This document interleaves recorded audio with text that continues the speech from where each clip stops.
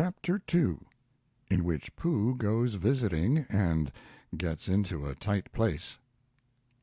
Edward Bear, known to his friends as Winnie-the-Pooh, or Pooh for short, was walking through the forest one day, humming proudly to himself.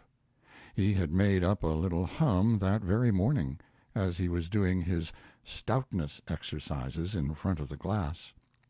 Tra-la-la, tra-la-la, as he stretched up as high as he could go, and then tra-la-la, tra-la, oh, help, la, as he tried to reach his toes.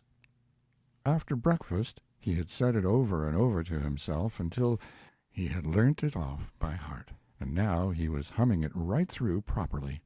It went like this: tra-la-la, tra-la-la, tra-la-la, tra-la-la, rum-tum, tiddle-lum-tum, tiddle-little, tiddle-little, tiddle-little, tiddle-little, rum-tum-tum, tiddle-dum. Well, he was humming this hum to himself and walking along gaily, wondering what everybody else was doing, and what it felt like, being somebody else, when suddenly he came to a sandy bank, and in the bank was a large hole. "Aha!" said Pooh. "Rum-tum, tiddle-lum-tum.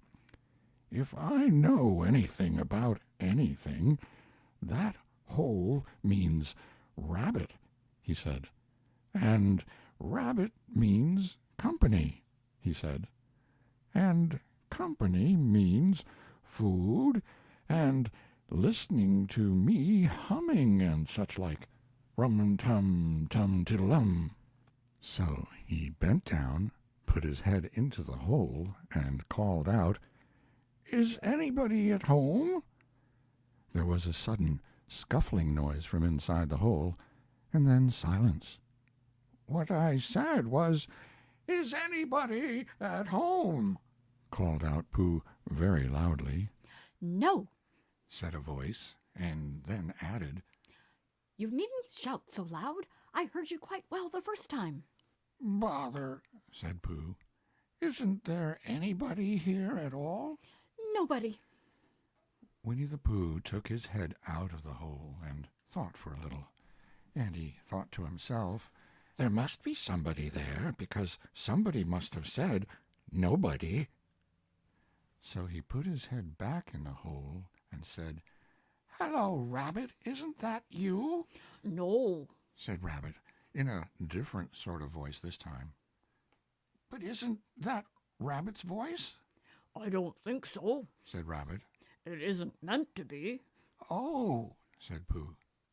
He took his head out of the hole and had another think, and then he put it back and said, "Well, could you very kindly tell me where Rabbit is?"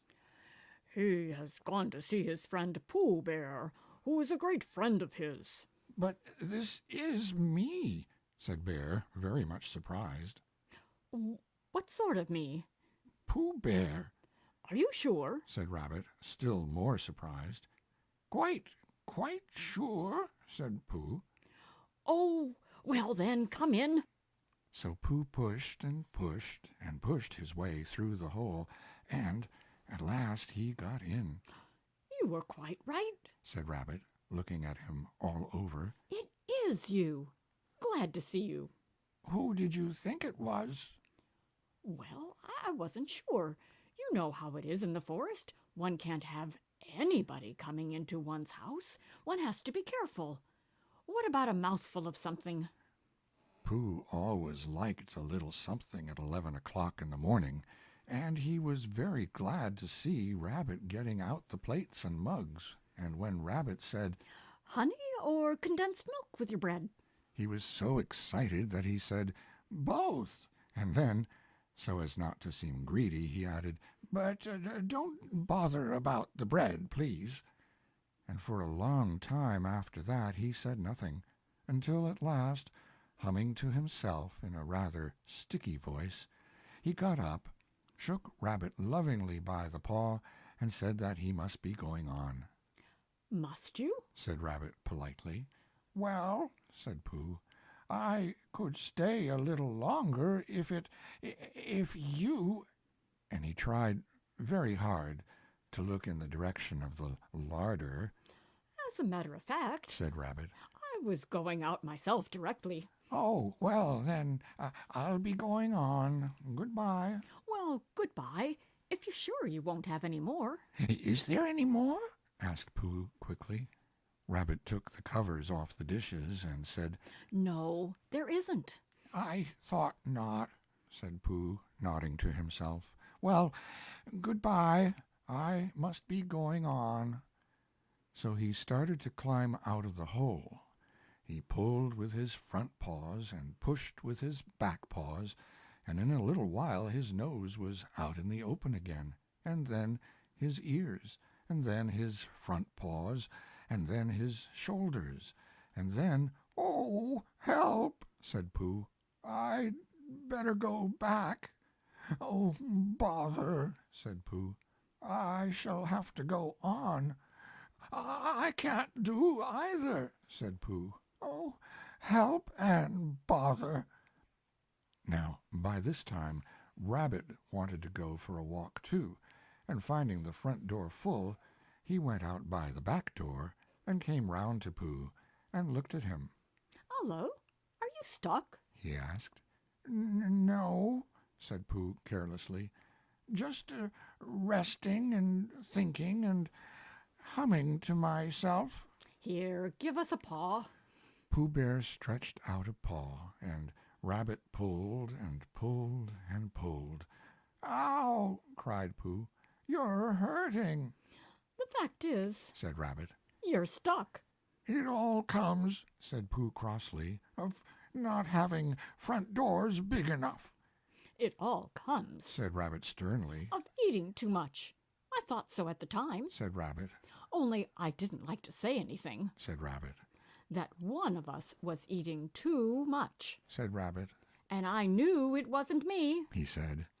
Well, well, I shall go and fetch Christopher Robin.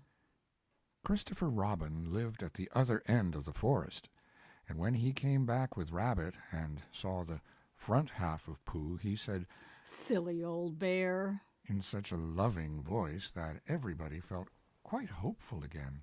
"I was just beginning to think," said Bear, sniffing slightly, "that Rabbit might never be able to use his front door again, and I should hate that," he said. So should I, said Rabbit. Use his front door again? said Christopher Robin. Of course he'll use his front door again. Good, said Rabbit. If we can't pull you out, Pooh, we might push you back. Rabbit scratched his whiskers thoughtfully and pointed out that when once Pooh was pushed back, he was back, and of course nobody was more glad to see Pooh than he was. Still, there it was. Some lived in trees, and some lived underground, and— "You mean I'd never get out?" said Pooh. I mean, said Rabbit. that having got so far, it seems a pity to waste it. Christopher Robin nodded. Then there's only one thing to be done, he said. We shall have to wait for you to get thin again. "How long does getting thin take?" asked Pooh anxiously. About a week, I should think. "But I can't stay here for a week." You can stay here all right, silly old bear. It's getting you out which is so difficult. We'll read to you, said Rabbit cheerfully. And I hope it won't snow, he added. And I say, old fellow, you're taking up a good deal of room in my house. Do you mind if I use your back legs as a towel horse? Because, there they are, doing nothing, and it would be very convenient just to hang the towels on them. "A week," said Pooh gloomily. "What about meals?" I'm afraid no meals, said Christopher Robin. Because of getting thin quicker. But we will read to you. Bear began to sigh, and then found he couldn't, because he was so tightly stuck, and a tear rolled down his eye as he said, "Then would you read a sustaining book, such as would help and comfort a wedged bear in great tightness?" So for a week Christopher Robin read that sort of book at the north end of Pooh, and Rabbit hung his washing on the south end, and in between Bear felt himself getting slenderer and slenderer, and at the end of the week Christopher Robin said, "Now." So he took hold of Pooh's front paws, and Rabbit took hold of Christopher Robin, and all Rabbit's friends and relations took hold of Rabbit, and they all pulled together. And for a long time Pooh only said, "Ow!" and "Oh!" and then all of a sudden he said, "Pop!" just as if a cork were coming out of a bottle. And Christopher Robin and Rabbit and all Rabbit's friends and relations went head over heels backwards, and on top of them came Winnie-the-Pooh free. So, with a nod of thanks to his friends, he went on with his walk through the forest, humming proudly to himself. But Christopher Robin looked after him lovingly, and said to himself, "Silly old bear."